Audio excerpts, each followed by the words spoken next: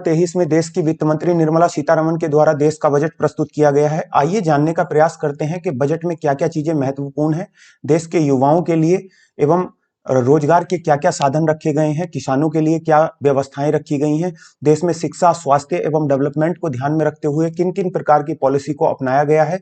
आखिर आजादी से लेकर आज वर्तमान तक, या जब हमारे देश में अंग्रेजों का ब्रिटिश शासन था तब से लेकर आज वर्तमान तक बजट का क्या इतिहास रहा है देश के अंदर, कब कब बजट प्रस्तुत किए गए हैं।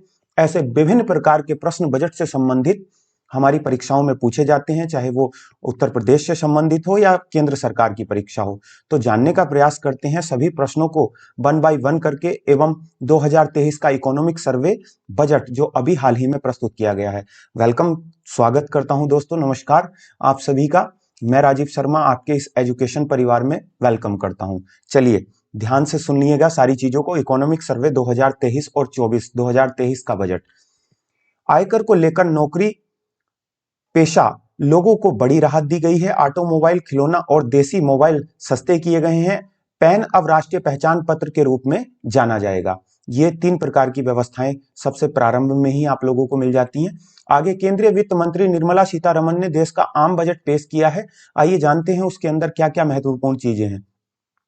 बजट 2023 में घोषणा की गई है कि 7 लाख तक कोई टैक्स नहीं लगाया जाएगा। बजट 2023 में इलेक्ट्रॉनिक वाहन, ऑटोमोबाइल, खिलौना और देसी सामान सस्ते किए जाएंगे। महिलाओं और वरिष्ठ नागरिकों के लिए बड़ी राहत दी जाएगी।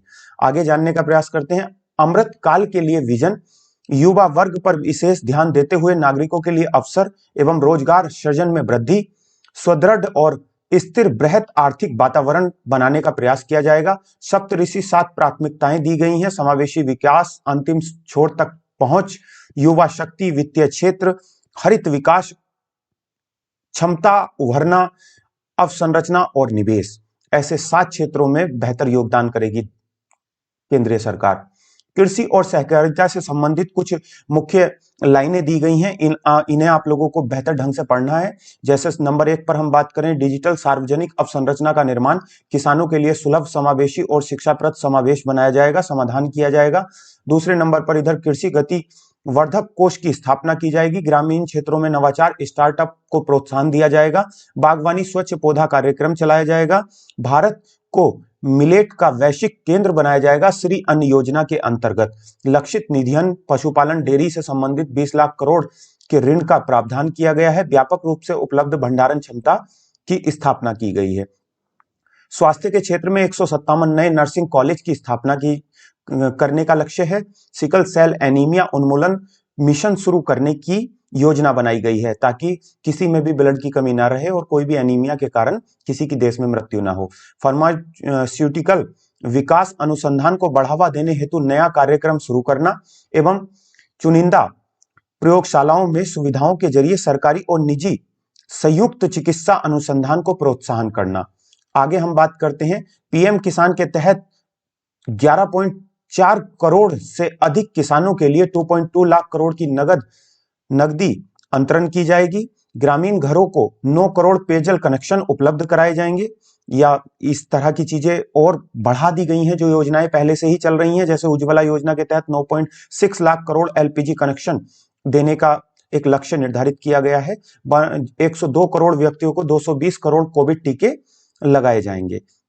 आगे हम बात करते हैं अवसंरचना और निवेश। अवसंरचना और उत्पादक क्षमता का निवेश बढ़ाने के लिए प्रोत्साहन, विकास और रोजगार में वृद्धि की जाएगी। पूंजीगत निवेश परिव्यय को 33.4% बढ़ाकर 10 लाख करोड़ करने का लक्ष्य रखा गया है। अवसंरचना निवेश को प्रोत्साहन करने के लिए राज्य सरकार को 50 वर्ष तक ब्याज रहित ऋण जारी रखना है। रेलवे के लिए 2.4 लाख करोड़ का अब तक का उच्चतम पूंजीगत परिव्यय, पतन यानी कि जहां पर जहाज खड़े होते हैं पानी के, कोयला, इस्पात, उर्वरक क्षेत्र के लिए एंड टू एंड कनेक्टिविटी हेतु निर्दिष्ट 100 परिवहन अवसंरचना परियोजनाएं यूआईडीएफ की स्थापना के द्वारा श्रेणी 2 और श्रेणी 3 शहरों को शहरी अवसंरचना का सृजन करने का लक्ष्य रखा गया है। निजी आयकर को और सरल बनाया गया है। नई व्यवस्था में आयकर छूट के लिए सीमा 5 लाख से बढ़ाकर 7 लाख कर दी गई है। नीचे उसकी डिटेल्स दी गई हैं, आप देख सकते हैं। नेक्स्ट, रुपया कहां से आता है? देश की सरकार को, केंद्र की सरकार को कहां से किस प्रकार से इनकम होती है, कहां कहां से पैसा आता है? आयकर की बात करें 15%, ऋण और अन्य देताओं की बात करें तो 34% आता है। अन्य जैसे सीमा शुल्क से 4%, वस्तु जीएसटी अर्थात 17%, निगम कर से 15%, केंद्रीय उत्पादन शुल्क 7%। इसी प्रकार से ये भारत की इनकम है जो अलग अलग क्षेत्रों से रिकवर की जाती है। रुपया कहां जाता है? देश की सरकार कहां कहां पर उसको खर्च करती है, किस प्रकार से? पेंशन पर 4%, अन्य व्यय 8%, करों और शुल्कों का राज्य का हिस्सा 18% है, वित्त आयोग और अन्य अंतरण 9% है, केंद्रीय क्षेत्र की योजनाएं 17%, रक्षा पर 8%, सब्सिडी पर 7%, केंद्रीय प्रायोजित योजनाएं 9%, ब्याज भुगतान 20%। इस प्रकार से रुपए का खर्च केंद्र सरकार के द्वारा किया जाता है। मुख्य योजनाओं के लिए आवंटन करोड़ों में। फार्मास्यूटिकल उद्योग का विकास, जल जीवन मिशन, इसके तहत क्या क्या चीजें हैं? जैसे प्रधानमंत्री आवास योजना को बेहतर रूप से आगे बढ़ाया जाएगा, आवासीय स्कूल, इन सब पर कार्य किया जाएगा। तो आगे हम बात करते हैं। अब हम बात करते हैं जो विभिन्न परीक्षाओं में प्रश्न पूछे जाते हैं बजट से। सबसे पहला प्रश्न तो यह है कि बजट केंद्र का भारतीय संविधान के कौन से आर्टिकल के अंतर्गत आता है? तो आर्टिकल 112 के अंतर्गत केंद्र सरकार का बजट प्रस्तुत किया जाता है। लेकिन बजट नाम का भारतीय संविधान में कोई भी शब्द नहीं है, उसको वार्षिक वित्तीय विवरण के रूप में जाना जाता है। हम बात करते हैं हिस्ट्री ऑफ बजट। आखिर कहां से बजट शब्द की उत्पत्ति हुई और कैसे कैसे इसका इतिहास रहा है?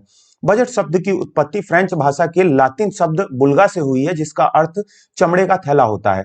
7 अप्रैल 1860 को देश का पहला बजट ब्रिटिश सरकार के वित्त मंत्री जेम्स विल्सन के द्वारा प्रस्तुत किया गया। उस समय हमारे देश में लॉर्ड कैनिंग वायसराय थे, उन्होंने ही जेम्स विल्सन को बुलाया था भारत में बजट प्रस्तुत करने के लिए। अब हम बात करते हैं आजादी के बाद भारत में स्वतंत्रता प्राप्त होती है और स्वतंत्रता के बाद देश का पहला बजट पहले वित्त मंत्री आर.के.